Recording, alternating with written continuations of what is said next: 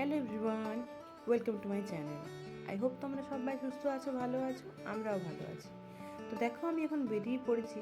এ বাবা, শাড়ি কিনতে নয়, মোহিনীমোহন কাঞ্জিলাল অ্যান্ড সন্সের সামনে আছি বলে ভেবো না যদি রাত্রেবেলায় বেরিয়েছে শাড়ি কিনতে। একদমই সেটা না। আমি আসলে হাওড়া আসছি না। তোমরা জানো আমি কলকাতায় এসেছি। তো কলকাতা থেকে এবার যোধপুর আসতে হবে। তোমার দাদাভাই একা আছে, সেই জন্য বাড়ি থেকে বেরিয়েছি যোধপুর আসবো বলে। তো হাওড়ার থেকে ট্রেন, তো সেই দিদির বাড়ির থেকে হাওড়া যাচ্ছি। ওখানটায় সিগন্যাল হয়েছিল বলে গাড়িটা একটু দাঁড়িয়েছিল, তাই তোমার সাথে শেয়ার করলাম ক্লিপসটা, তাই না?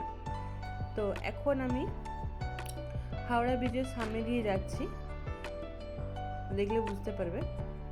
কিন্তু রাত্রেবেলাতে আমি ক্লিপসটা ভালো করে নিতে পারিনি, জানো তো। আমার ইচ্ছা ছিল তোমার সাথে শেয়ার করে, যদিও তোমার সঙ্গে আগে শেয়ার করেছি হাওড়া ব্রিজের ক্লিপসটা, কিন্তু রাত্রিবেলায় যে একটা মানে কত সুন্দর দেখতে লাগে সেটা তোমার সাথে ভেবেছিলাম শেয়ার করবো, কিন্তু যাই হোক শেয়ার করতে পারিনি। আর কলকাতা মানেই আমরা কি জানি, হাওড়া ব্রিজ, হলুদ ট্যাক্সি, নীল হলুদ বাস, তাই না বলো? দেখতেই পাবে তোমরা, এই দেখো নীল হলুদ বাস, হলুদ ট্যাক্সি, হাওড়া ব্রিজ, এই সব জিনিসগুলো। তো দেখো এখন আমি যাচ্ছি স্টেশনের দিকে, মোটামুটি স্টেশন পৌঁছেই গেছি। দেখো লেখা আছে ওখানে হাওড়া। এখন বাজে 23টা 13, মানে ওই 22টা 13, সরি 10টা 13, 10টা 13। আমরা ট্রেনটা ওই 11:30টার সময় ছাড়বে হাওড়া থেকে। আমরা একটু তাড়াতাড়ি চলে এসেছি, কেননা যেহেতু হাওড়া থেকে ট্রেনটা একেবারে কোন প্ল্যাটফর্মে দেবে, কোথায় দেবে, মানে সিটটা কোন দিকে আসবে, বা বেটু ছোট, এবারে ব্যাগ ট্যাগ মানে এইসব নিয়ে একটু অসুবিধা হবে বলে, তাড়াহুড়ো হবে।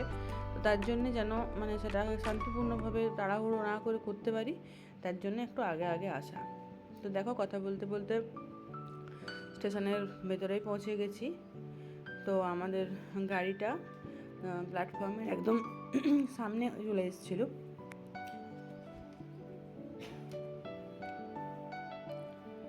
দেখলেই বুঝতে পারবে তোমরা। আর হাওড়া স্টেশনটা যে কতটা ব্যস্ততম স্টেশন তা আশা করি সবাই জানো। এখন দেখতেই পাচ্ছ, এখন এই যে জিনিসপত্র এগুলো এখানে আছে, যে কোনো একটি ট্রেনে তোলা হবে এই যে সব জিনিসপত্র, তার জন্য এখানে রাখা আছে, এরকম একটা ব্যাপার, ঠিক আছে। আর দেখো সামনেটা কত সুন্দর দেখতে লাগছে, তাই না? কি সুন্দর দেখতে লাগছে। তো এবারে আমরা নেমে পড়বো। আমি মোটামুটি পৌঁছেই গেছি। তো আমি মোবাইলে দেখলাম যে কোন প্ল্যাটফর্মে দিচ্ছে, তো সেইখানে দেখলাম। তো এখানে দেখো দিদি, আমি, বোম্বা, বেটু, এরা সব দাঁড়িয়ে আছি। দিদি আসার সময় মানে মন খারাপ করছিল খুব, যে একা অতটা রাস্তা যাবি বাবুকে নিয়ে, তার সঙ্গে ব্যাগ আছে, টেনশন করছিল খুব। আর নামার সময় খুব কান্নাকাটি করছিল, মন খারাপ করছিল যে এসে করে মাত্র একটা দিন থাকলি, তো আমাকে থাকলিও না। কী করবো, উপায় নেই। বাড়িতে মানে প্রোগ্রাম ছিল, তারপরে চলে এসেছিল ওই জামাইবাবু, দিদি, বোম্বা, আমরা সবাই বসছিলাম ট্রেনের ভিতরেই। জামাইবাবুকে বললাম তুমি আমার সঙ্গে চলো, বললো যাবো, পরে যাব, ডিউটি আছে তারপরে যাব। আমি জামাইবাবু ছাড়তে চাইছিলাম না, বললাম আমার সঙ্গে তুমি এখনই চলো, আমাকে যে নামতে হবে না। এরকম আর কি কথাবার্তা চলছিলাম আমাদের মধ্যে। আর দেখো আমরা সিটের মধ্যে বসে গেছি, আর ওদিকে বললাম, বলি তোরা দেরি করিস না, তোরা চলে যা। আমরা তো বসেই গেছি, আর তোদেরকে দেরি করতে হবে না, কেননা 11:30টার সময় ট্রেন ছাড়লে ওদের হাওড়ার থেকে বাড়ি পৌঁছাতে আরও আধ ঘন্টা, কেননা কলকাতাতে যদি ট্রাফিক আবার পায় তাহলে আবার আধ ঘন্টা, তাহলে 12টা বেজে যাবে। এবার যে ড্রাইভার সে তো আর ওখানে থাকে না, সে এবারে অটো পাবে, বাড়ি যাবে, তার অনেকটা দেরি যাওয়া, আদৌ অটো পাবে কি না, অত রাত্রিবেলায় একটা প্রবলেম হয়ে যাবে না। তো আমি বললাম যে থাক, তোকে মানে ওয়েট করতে হবে না, তোরা বেরিয়ে যা। বলো ঠিক আছে। দেখো কথা বলতে বলতে ট্রেন ছেড়ে দিয়েছে, হাওড়ার থেকে ট্রেন ছাড়ছে। আমিও মানে স্টেশন সিটে একদম মানে কম্বল টম্বল দেয় তো এসিতে, তো কম্বল টম্বল বিছিয়ে একদম বেটুকেও শুইয়ে দিয়েছি, তোমরা দেখতে পাবে। আর আমারটাও আমি বিছিয়ে নিয়েছি। ওই দেখো বেটুকেও আমি কম্বল টম্বল ব্যালিশ দিয়ে, চাদর ঢাকা দিয়ে ওকে শুইয়ে দিয়েছি। এবার আমিও শুয়ে পড়বো, যদিও ঘুমাতে পারিনি, কেননা বেটু তখনও ঘুমায়নি, ব্যাগ ট্যাগ ছিল, একটু ভয় ভয় লাগছিল। অতটা রাস্তা একা মেয়ে ছেলে আসা তো কোনো দিনও মানে একা জার্নি করেছি, কিন্তু এতটা রাস্তা কোনো দিনও একা জার্নি করিনি। তাই মনের মধ্যে একটু ভয় ছিল ঠিকই, কিন্তু তবুও একটা বিশ্বাস ছিল যে না, পৌঁছে যেতে পারবো, একা হলেও কোনো সমস্যা হবে না। এই বিশ্বাসটা মনের মধ্যে ছিল কোথাও না কোথাও। তো দেখো অনেক রাত্রি পর্যন্ত আমি শুইনি, মানে বসেই ছিলাম। আর আমারও মনটা ভালো লাগছিল না, খারাপ লাগছিল খুব। তো রাত্রিবেলা সেরকম ঘুমাতে পারিনি। সকাল হতেই দেখো উঠে মানে তখনও মোটামুটি একটু বেলা হচ্ছিল, আমি শুয়েই ছিলাম। রাত্রিবেলা সেরকম ঘুমাইনি, কেননা বেটু ভালো করে ঘুমায়নি, তার সঙ্গে ব্যাগ ট্যাগগুলো ছিল, তার জন্য সেরকম ভালো ঘুম হয়নি। আর দেখো সকাল হতে তখন অনেকটাই মনে হয় বেলা, রোদ উঠে গেছে, আমি শুয়েছিলাম, কেননা বেটু তখন ঘুমাচ্ছে, তাহলে বলে একটু শুয়ে থাকি, তাই জন্যে। আর দেখো এটা সকালবেলা, এটা জানি না কোন স্টেশন, তখন ট্রেনটা দাঁড়িয়ে ছিল, অনেকে মানে জলখাবার টলখাবার খেলো, কিন্তু বুঝতে পারছিলাম না। আমি সেই উঠেছি, আমার অতটা ভালো লাগছিল না জলখাবার খেতে। আর সামনের ট্রেনটায় কত ভিড় দেখো, মানে লোক একদম টিপে টিপে বসে আছে, চেপে আছে, তাই না?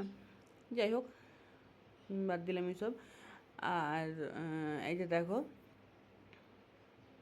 বুঝতে পারলে তোমরা কোন স্টেশন? আমি কিন্তু বুঝতে পারলাম না কোন স্টেশন, লেখাটা পেরিয়ে গেল।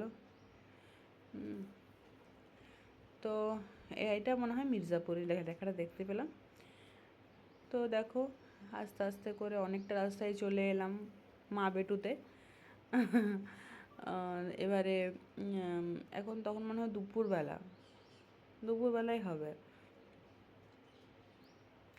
পৌঁছাতে পৌঁছাতে কাল হয়ে যাবে, কাল ভোর। কখন মানে ট্রেন যেরকম চলবে তার উপর ডিপেন্ড করে, তাই না বলো? মোটামুটি কাল ভোরও হতে পারে, আর একটু বেলার দিকেও হতে পারে। একটু বেলার দিকে হলে কি মানে সুবিধা কি, মানে বেটু যে ঘুমাবে, ও তো সেই গোটা রাত ভালো করে ঘুমায় না। এবার ট্রেন চলতে থাকে, কথাবার্তা হয়, আওয়াজ আসে, ও ঘুমাতে পারে না। ওর ঘুমাতে গেলে একটু নিস্তব্ধ, একটু অন্ধকার, এগুলো দরকার হয়। ছোটো বাচ্চা এরকম হয় করে আর কি। আর তাহলে একটু দেরি পর্যন্ত ঘুমালে কি ও ঘ্যান ঘ্যান করবে না। নাহলে ছোটো বাচ্চা ঘুম না ক্লিয়ার হলে একটু ঘ্যান ঘ্যান করে না, আমাদের বড়োদেরই ঘুম ক্লিয়ার না হলে মানে কেমন একটা শরীর খারাপ লাগে। ও তো ছোটো বাচ্চা, তাই না বলো? তো এইরকম একটা ব্যাপার। আর তোমাদের দাদাভাইও মানে রাতের থেকে এসে পরে বসে থাকতে হবে না। এটা যদিও রাইট টাইম 5টা 5:30টার সময় যোধপুরে ভোর, এবারে 5টা 5:30টার সময় যদি ট্রেন আসে, ওকে মোটামুটি 4টে এরকম সময় বাড়ি থেকে বার হতে হবে। তো 4টের সময় বার হতে গেলে তার আগে উঠে রেডি হতে হবে, 3:30 এমনি সময় থেকে। তো তার জন্যে আমি ভাবছিলাম, বলি অত রাতের থেকে আসার থেকে যদি হয়ে যায় একটু দেরি করে, মানে 8টা 9টার দিকে পৌঁছায়, তাহলে তোমার দাদাভাই শান্তিতে আসতে পারবে, বেটুও ঘুমাতে পারবে। কিন্তু আমার কথা তো সব কিছু হয় না, তাই না? ট্রেনে যেরকম মানে চলবে সেই রকমই সে পৌঁছাবে। তো চলো, তোমরা সবটাই দেখতে পাবে। আর এই ভিডিওটা তোমাদের কেমন লাগছে আমাকে অবশ্যই জানিও। ভালো লাগলে একটা লাইক করে চ্যানেলটাকে সাবস্ক্রাইব করে দিও। আর তো চলো, দেখো এখন রাত্রি হয়ে গেছে। যাই হোক, গোটা দিনটা ভালোভাবেই পার করেছি এইটুকু নিয়ে।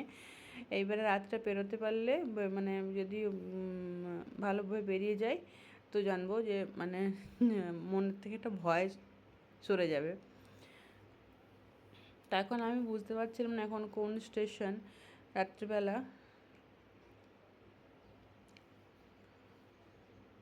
কোন স্টেশন আমি একদমই বুঝতে পারছিলাম না। দেখি যদি বুঝতে পারি তোমাদেরকে দেখাবো। এটা মনে হচ্ছিল মানে দূরের ওই যে ইয়েটা দেখে আমি আই গেস মানে লখনৌ দিয়ে তো আসি না।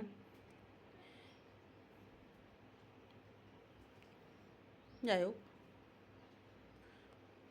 তো দেখো এখন ভোর হয়ে গেছে মনে হচ্ছে। মানে রাত্রিবেলাতে ভালো করে ঘুমাতে পারিনি, ভোরের বেলাতে মানে রাত্রি কটা রাস্তা জেগেই ছিলাম। আর ভোরের বেলাতে তোমার দাদাভাইকে ফোন করলাম যে তুমি বেরিয়েছো কি না। ও বললো হ্যাঁ আমি বের হচ্ছি। তখন 3:30 বাজে। বললাম আমি এবারে বেরোবো। তো তারপরে তোমার দাদাভাইকে ফোন করে 4টে 4:30টার দিকে আমিও উঠে পরে বাথরুম টাথরুম গেলাম। তারপরে মানে ফ্রেশ হয়ে পরে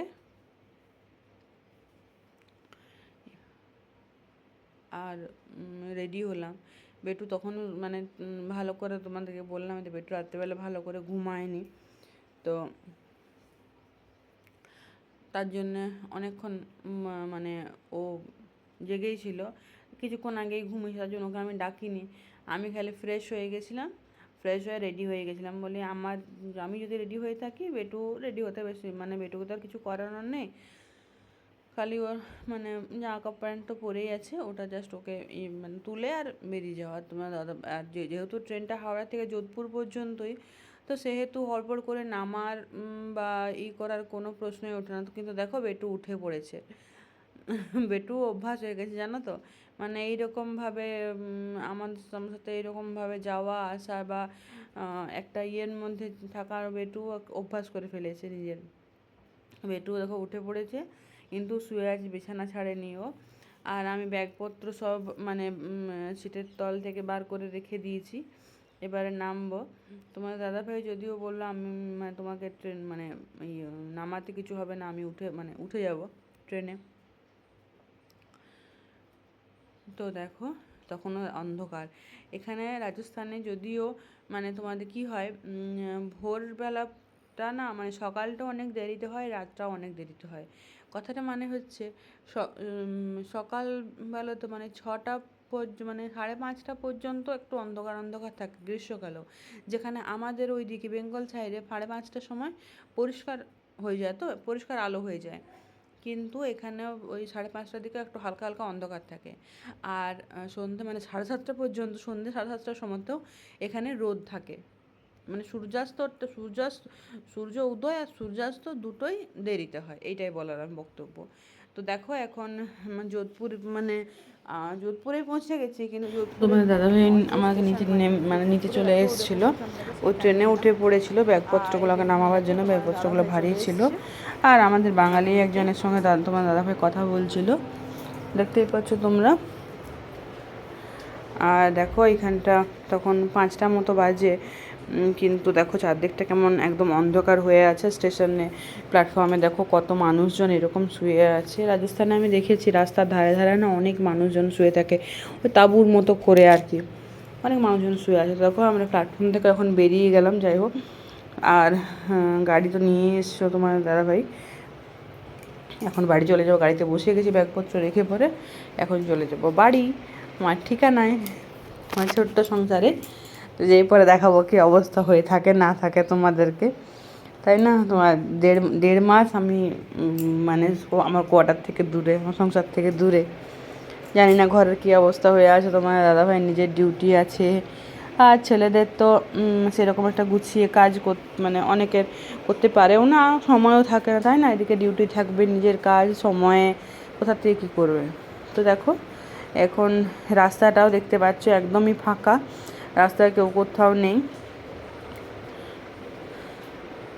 অনেকটা চলে এসছে, এবারে মানে একটু মতো আছে, তো গেট দিয়ে ঢুকবো, তোমরা দেখতেই পাবে। কিন্তু গেটের কাছে ভিডিও করতে পারিনি, কারণ গেটের কাছে ভিডিও করা বারণ, তার জন্যে।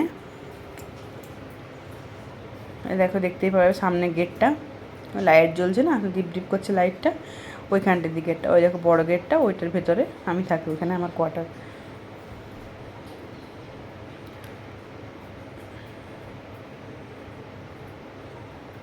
তো দেখো গেটের ভেতর দিয়ে ঢুকে গেছি, এখন দেখতে পাচ্ছ একটু পরিষ্কার হয়েছে, মানে সকাল হয়েছে আর কি। এতক্ষণ পর্যন্ত তোমরা অন্ধকারে দেখতে পাচ্ছিলে। তো দেখো এখন আমি চলে এসেছি কোয়ার্টারের ভেতরে চলে এসেছি, আর এখন দেখো মানে সকাল হয়ে গেছে। দেখো আরেকটা গেটের মানে ভেতরে ভেতরে অনেকগুলো গেট আছে মেন গেটটার ভেতরে। তো এখান থেকে আমার কোয়ার্টার আর বেশি দূরে না, সামনেই, প্রায় চলেই এসেছি। তো এই ভিডিওটা এখানেই শেষ করব, বেশি বড় করব না। ভিডিওটা কেমন লাগলো আমাকে অবশ্যই জানিও, ভালো লাগলে একটা লাইক করে চ্যানেলটা সাবস্ক্রাইব করে দিও। আর চলো কিছু বলবো না, দেখা হবে নতুন একটা পরের ব্লগে। তো সবাই ভালো থেকো, সুস্থ থেকো। আর এই দেখো আমি চলে এসেছি আমার কোয়ার্টারের সামনে, তোমাদেরকে কোয়ার্টারটা দেখি পরে আমি ভিডিওটা শেষ করব।